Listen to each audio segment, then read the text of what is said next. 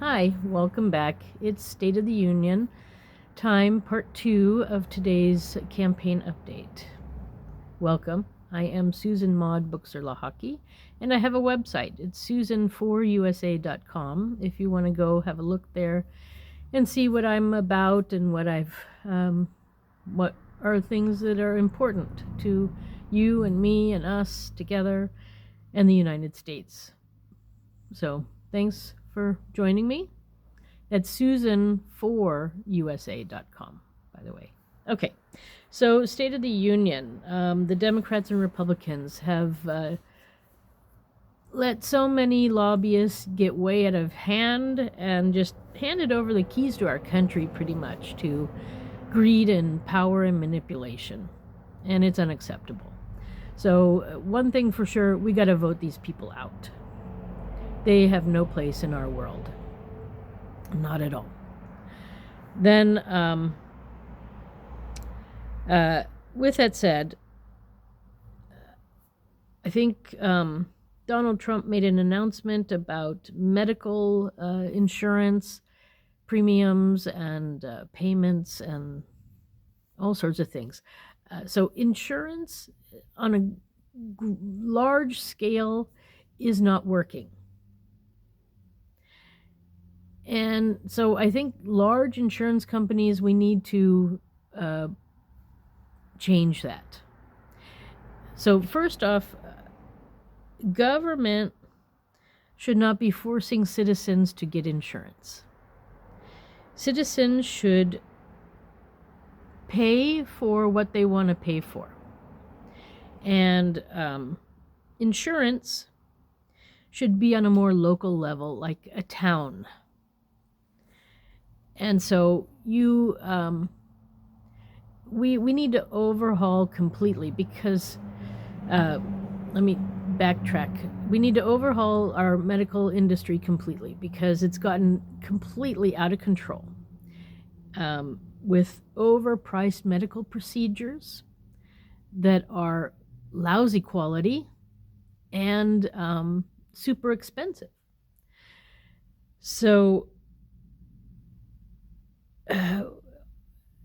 and again, this comes back to doctors are not taking their oath of their doctorhood anymore. A lot of them are not asked to take it at the university level when they're done with their studies. And then some of them say it with a group of like 400 other people at the same time. So it's not personal whatsoever. And some people don't even say it. Some people aren't at their graduation ceremony. So this needs to stop. Okay, we need doctors to say the Hippocratic Oath once a year in a public way where we know that they're going to do it and do what they say that they do and promise. Because right now we got so much greed in the system and they're getting, all these perks from selling certain drugs. So, they're going to find something wrong with you if you walk in the door. And this has got to stop. Just because you spent a lot of money and just because you went to school for a long time does not mean that you get to charge astronomical amounts of money for your work. I'm sorry. It just doesn't happen that way. And so, I'm taking a huge pair of scissors to the medical industry when I get into office because it absolutely is not working. So we need local hospitals, local doctors dealing with issues. We got to move back to a general doctor and we actually see the doctor and spend time with them and they know us because they're from the town and like that. We don't need to join into a multi-state insurance company that is going to give their CEO enormous profits. So profits in an insurance company are actually the people's extra money that didn't get spent that year. they have no business going to somebody in charge of just collecting money and holding on to it and then deciding if they're going to pay for your medical treatment or not. This is just obscene. And how did the Democrats and Republicans let it get so bad? And the how it got so bad is because they're in it for the money too. They're getting, their little paychecks on the side or their perks on the side. And it's not about you. They don't care about you. The Democrats and Republicans don't care about you and me. They care about their bank accounts.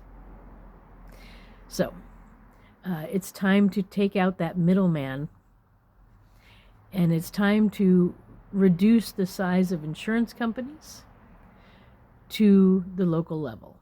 So we need doctors to start charging reasonable prices for their services, and because there's also too much incentive there to find something wrong and then send that person to get all sorts of checks and operations that are unnecessary. So but then the other part of that is that the government in some circumstances is sending us into insurance companies, to the greed mongers, and this has to stop too. So we need, every town should have a doctor. And that doctor might be subsidized maybe by the government, maybe not, I don't know. But they need to charge reasonable prices. And you can go directly and just pay for your service that you receive. There should be a list of services that doctor does, and there should be prices on them. Then you can do a extra pay every year. You put in a certain amount into your town insurance, medical insurance policy. And that way, that if you or somebody else has a major medical issue, there is money in the local insurance to pay for any major medical problems from people, your neighbors, which are who you're supposed to be caring about. Not somebody, you're paying into a regional insurance company and you're living in Texas, but people in Mississippi are getting your money, and you don't even know who they are. So it's better this way. And then at the end of the year, if there's a lot of extra money somehow, then it could be reinvested into the town.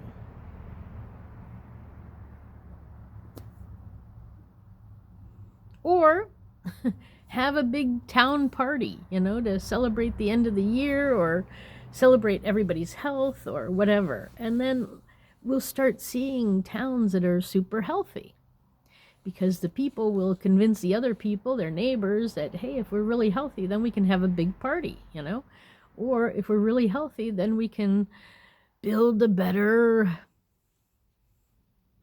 bridge, or build an art park, or I don't know what, build a stadium, perhaps even, depending on the town and the city or whatever.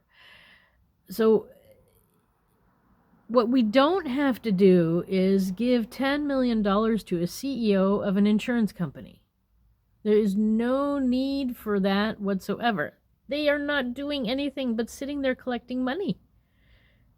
They're not doing anything. And the other thing that they do is they decide if the charge that you got because you had a medical issue is going to get paid. So of course they're going to say no, because they want more money in their bank account, right? It's the stupidest thing I've ever heard. And this is what the Democrats and Republicans set up for you and me. And it's a sin. It's shockingly bad. So, and it's gone on for far, far, far too long. Now, I know Trump has come up with some new idea, but I don't think it's going to work either. So we need to move locally. And we need to come to terms with the fact that doctors don't know everything. And sometimes they use the cancer word because they don't know what you have.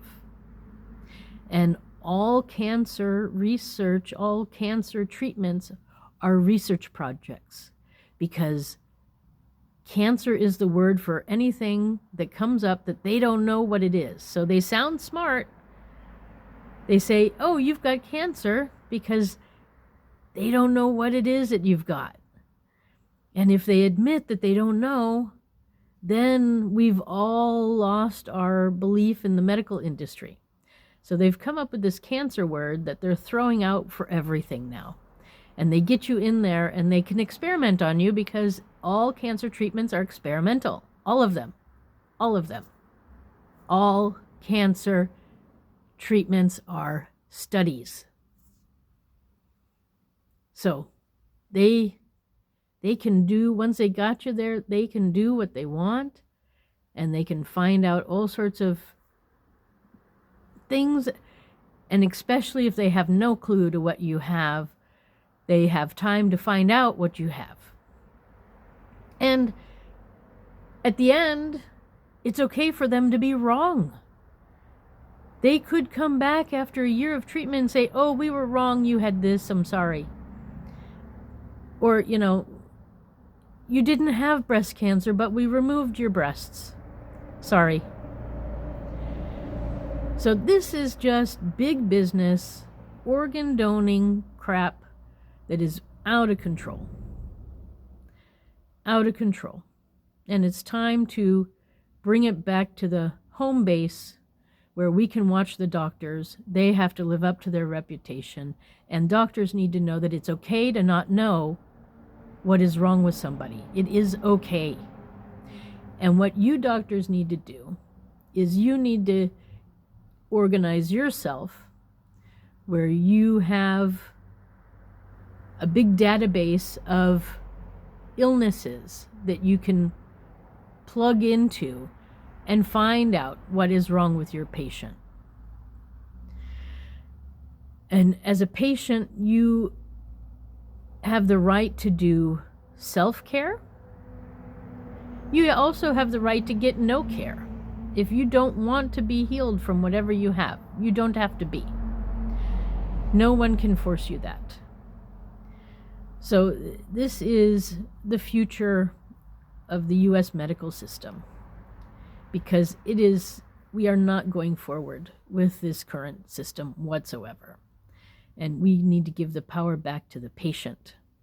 And the doctors need to be held accountable.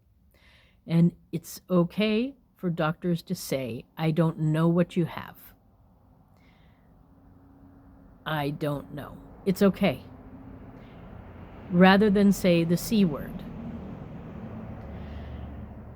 So, folks, we have some big medical issues. And then the drug companies, too, need to, they're teetering in a dangerous way, because they also have the illnesses that they could unleash on the population. So germ warfare is a thing, as we saw, in my opinion, with COVID. We can see again with other things. So we need to get the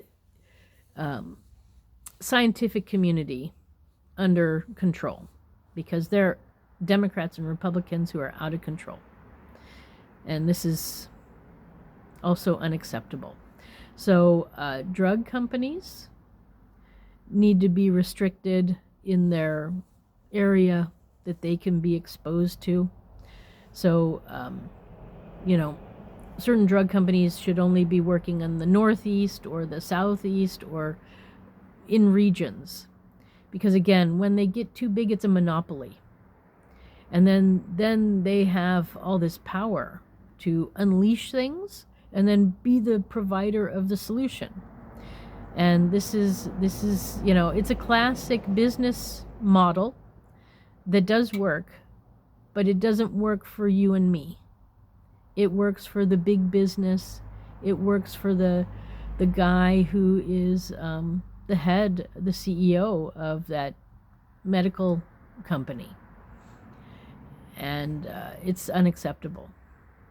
So one thing we can do, and I call upon Congress to do this, is make restrictions as to how corporations that could possibly provide the problem and the solution, like a drug company, they need to have only regional access to the country, not to the whole country. And I think this is the beginning. We got to break up these monopolies. It's not suiting the people. And my campaign is about the U.S. citizens and making U.S. citizens happy and healthy. And so this is part of the biggest problem we have. The medical industry, under the Democrats and Republicans, has been let loose and no checks and balances on it whatsoever. And I'm not saying restrict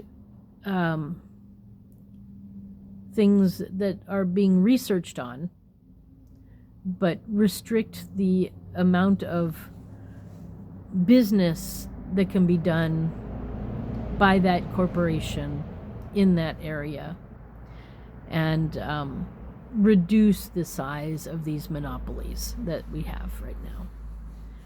And that should help healthcare costs come way down. Way down.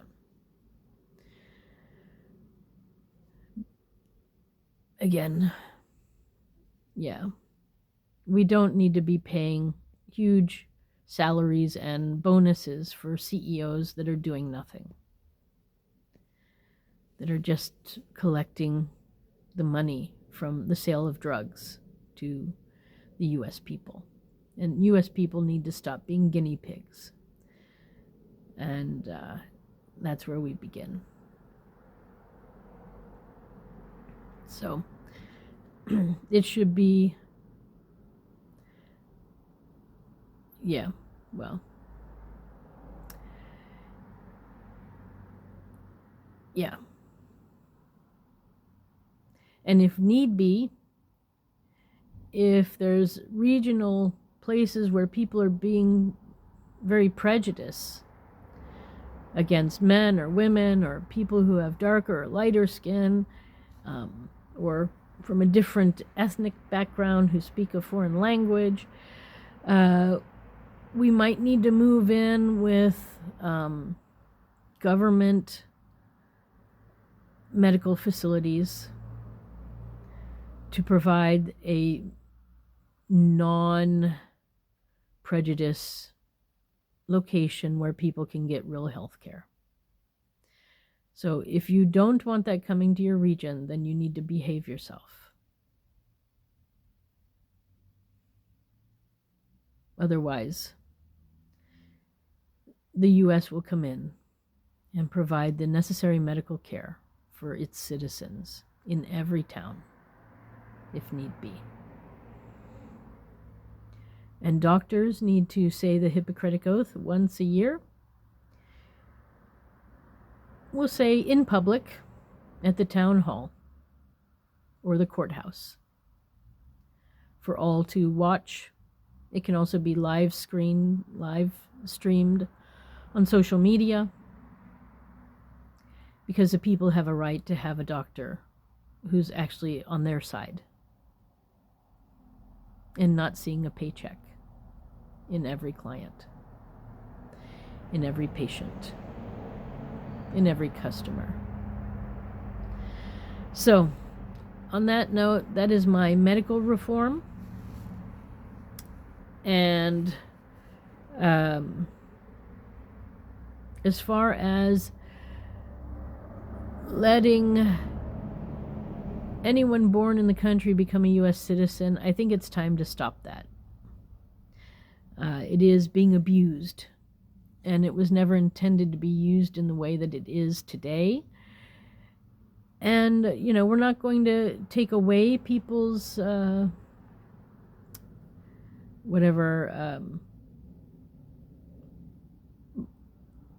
current citizen status, but going forward, we need to stop that practice. You have to be born to a U.S. citizen, either the mother or the father, or both, have to be U.S. citizens to be a natural born citizen. And it doesn't matter where you're born in the world, as long as one of them is a U.S. citizen.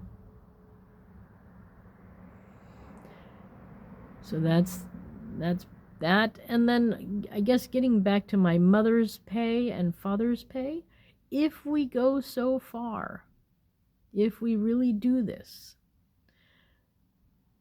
then it'll be a whole life experience. And in that case, you'll be working for the USA. So in the domestic tranquility part, and therefore you will have to give up any extra citizenships that you might have. So we will have to move to you are either a U.S. citizen and receiving those benefits from the USA, or you are not a U.S. citizen and you're receiving those benefits from someplace else. So yes.